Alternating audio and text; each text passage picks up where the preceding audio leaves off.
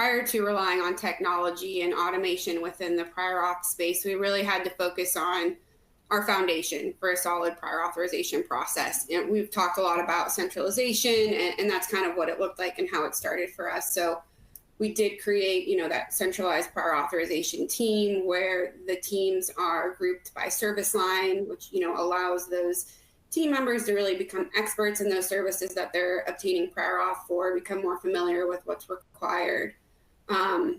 Within those workflows, we implemented standardized communication. So, we're consistently communicating with providers if we don't have that prior auth in time, with patients if we don't have that prior auth in time, or if it ends up being denied.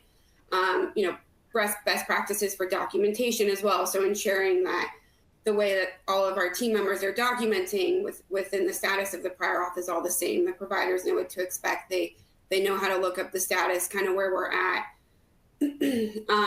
Again, having that really strong communication with your providers is super important, and the patients as well. And then, another part is we've talked about the back end. Our prior authorization team really just focuses on submitting the prior auth. So they're not doing any reviews of denials or payer changes. And so we have other teams within revenue cycle that are helping us with that.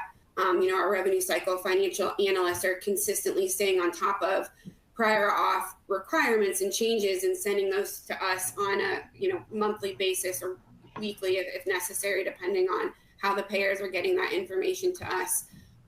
We rely on our denials team to help us identify where there's opportunities where we can do better on the front end and capture those, kind of like Samantha was saying, we're finding that value on the front end as opposed to being reactive on the back end.